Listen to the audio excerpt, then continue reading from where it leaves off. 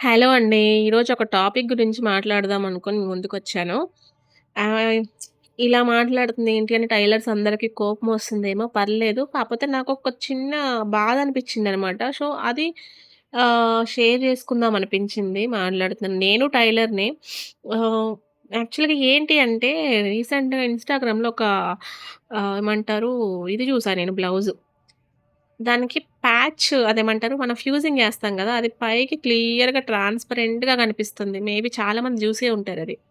ఇప్పుడు మీరు కస్టమర్ మీ దగ్గరకొచ్చి మీరొక ప్రైస్ చెప్పి, కస్టమర్ తర్వాత ఆ డిజైన్ చెప్పినప్పుడు మీరు ఆ ప్రైస్ చెప్పి కస్టమర్ యాక్సెప్ట్ అయ్యే గదా! మీకు ఆ బ్లౌజ్ ఇస్తుంది.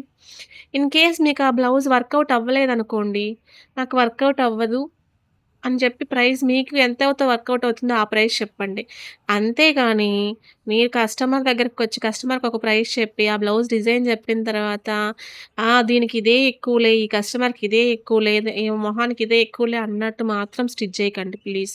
ఇప్పుడు సపోజ్ చెప్తున్నాను, మీరలా స్టిచ్ చేశారనుకోండి, రిపీటెడ్‌గా కస్టమర్స్ రానప్పుడు మీ బిజినెస్ ఎలా గ్రో అవుతుంది చెప్పండి?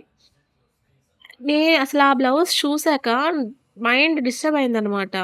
ఇప్పుడు ఎవరైనా మినిమమ్ వేసుకునేలాగన్నా ఉండాలి గదండీ! ఇప్పుడు ఫ్యూజింగ్ ఎయకపోయినా దాన్ని నార్మల్‌గా ఏమంటారు లోడింగ్ ప్రాసెస్‌లో తిప్పేసినా అయిపోయేదేమో. అట్‌లీస్ట్ తను వేసుకునేది ఆ బ్లౌజు. బట్ పైన ప్యాచ్‌లాగా ఈవెన్ మనం ఫ్యూజింగ్ మీద పెన్నుతో మార్క్ చేసిన మార్క్స్ గూడా ఆ బ్లౌజ్ పైన కనిపిస్తున్నాయి. విజిబుల్ అవుతున్నాయి పైన. మెయిన్ ఫ్యాబ్రిక్ మీద. మనమైనా వేసుకుంటామా చెప్పండి? మినిమమ్ బ్లౌజ్ స్టిచ్ చేసే ముందు మినిమమ్ ఆలోచించి కొంచెం స్టిచ్ చేయండండి. లేదా మీకు వర్కౌట్ అవ్వలేదా, ఆ ప్రైస్‌కి అవ్వలేదని చెప్పేసేయండి. అట్‌లీస్ట్ వేరే వాళ్ళకిచ్చుకుంటారు వాళ్ళు. అంతేగాని ఇలా పాడు చేయొద్దు. నాకేదో చెప్పాలనిపించింది చెప్పాను. ఏదైనా తప్పుంటే సారీ అండి. Thank you.